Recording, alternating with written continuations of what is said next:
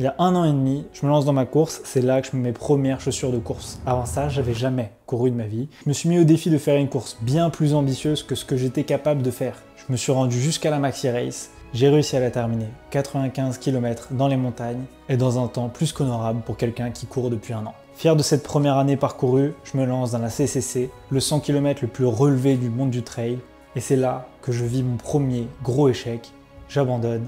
Et c'est là-dessus que j'apprends que j'ai 10 000 leçons à en tirer. Salut et bienvenue sur cette vidéo, c'est un plaisir de te retrouver ici. On va parler de mon prochain projet. On va juste faire une petite parenthèse sur la CCC, donc cette course de 100 km la plus relevée du monde. J'ai vécu le plus gros échec sportif de toute ma vie. On va pas se mentir, j'avais tout mis en place dans ma vie.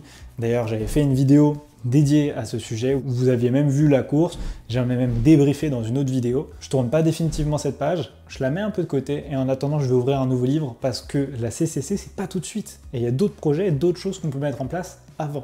Et là j'ai besoin d'un nouveau défi, un truc sur lequel je suis pas bon du tout encore, et sur lequel je vais vraiment devoir me challenger. Pour vous remettre dans le contexte, j'ai commencé la course il y a 1 an et demi, je me lance dans une petite course qui s'appelle le Trail des Aiguilles Rouges, je me ramasse la gueule, c'est pas grave, j'ai appris qu'il fallait s'entraîner pour faire une course. J'ai mis tout en place pendant 6 mois dans ma vie. J'ai fait la Maxi Race avec ce petit dossard. Tout s'est passé, on dirait pas comme sur des roulettes, mais presque. C'était parfait, c'était cool. Pour le petit citadin qui a déménagé dans les petites montagnes, je me sentais prêt pour faire cette CCC et je me suis ramassé la gueule. Donc maintenant j'ai besoin d'un nouveau défi. J'ai besoin d'un truc qui me challenge, j'ai besoin d'un truc qui me motive. Parce que je dirais pas que je me suis reposé sur mes lauriers, mais je pensais que c'était acquis. J'ai appris que non. J'ai vraiment appris que non.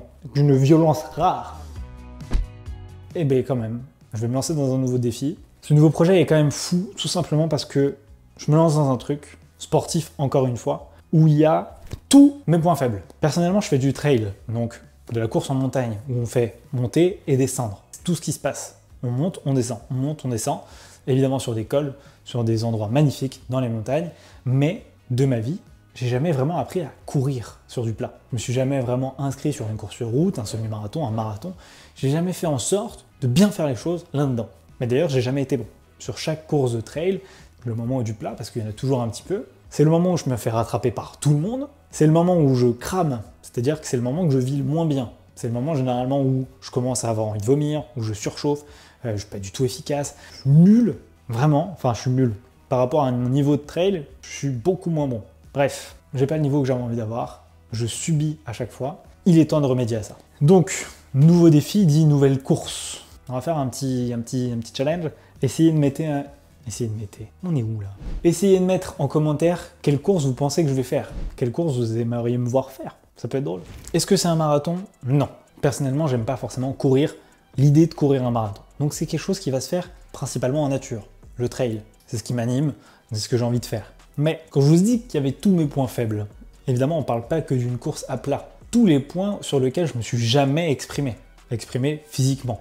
Personnellement, je cours tout le temps de jour, dans des montagnes, il fait plutôt chaud. Mais là, on va vraiment se challenger parce que c'est une course qui cumule pratiquement 2 marathons, avec un peu de dénivelé quand même, principalement en nature, mais où le terrain, le contexte est extrêmement particulier, et je dirais pas hostile, mais presque. C'est pas à ce moment-là où les gens se disent « Vas-y, je vais aller courir dehors ». Le contexte de cette course, c'est départ de nuit, avec une frontale, évidemment, vous en doutez, sur le week-end le plus froid de l'année, 82 km, dans une région où le temps n'est pas souvent agréable.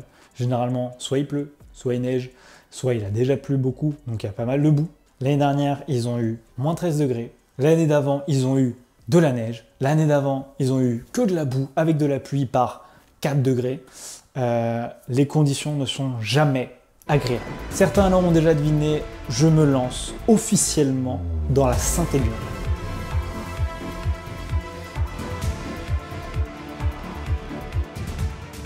D'ailleurs, si vous avez des conseils à me donner sur cette Saint-Élion, si vous l'avez déjà faite, ou même si l'un de vos proches l'a déjà fait, mettez-moi en commentaire tous les conseils que vous avez à me donner.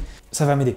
Ça va m'aider quoi qu'il arrive, et ça va même aider plein de personnes, toutes les personnes qui vont lire les commentaires. Donc déjà, tu peux penser à t'abonner pour pas louper toutes les prochaines vidéos sur ce projet qui est à Saint-Élion, un projet pas forcément très malin, mais où je vais en apprendre beaucoup. Donc sur cette chaîne, je vais partager évidemment tout ce que je mets en place pour m'améliorer en courant à plat. Évidemment, tout l'entraînement que je vais mettre en place pour cette Saint-Élion, un truc qui est totalement tout nouveau pour moi. Je vais tout faire pour amener un athlète pro ici avec moi, pour qu'il juge mon entraînement, pour qu'il me donne des conseils, pour qu'il se présente, pour qu'on partage un peu son quotidien. Voilà, si vous avez des noms à me mettre en commentaire, mettez-les moi. Si vous me mettez Eliud Kipchoge, ça va pas passer.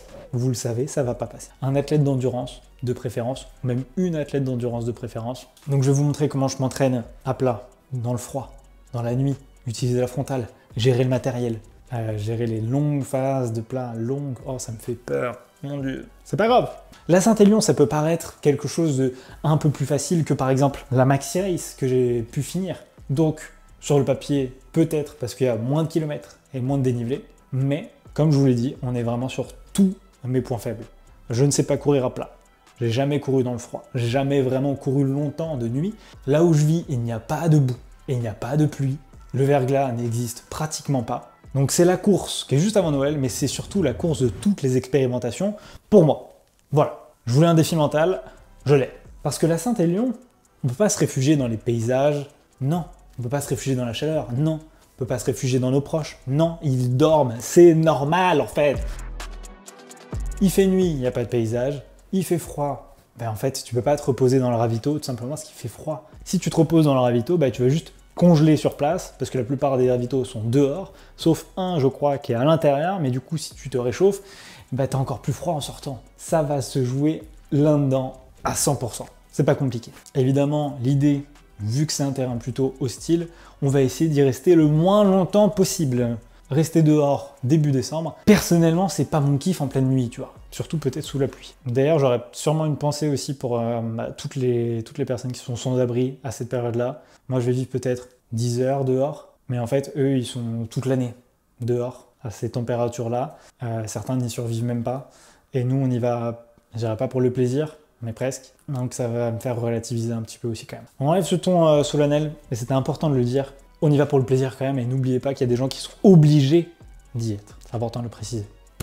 Cette course arrive en fin d'année, c'est là-dessus que je terminerai mon année de trail, ma saison de trail, et ce sera aussi le moment de réfléchir à qu'est-ce qu'on fait en 2025. Donc, si vous avez des idées de défis, de courses, de quoi que ce soit, mettez-les moi en commentaire, ce sera un plaisir de regarder, et qui sait, peut-être que je ferai un des défis qui sera en commentaire, ce serait beau. Et ciao, j'ai peur. Maman!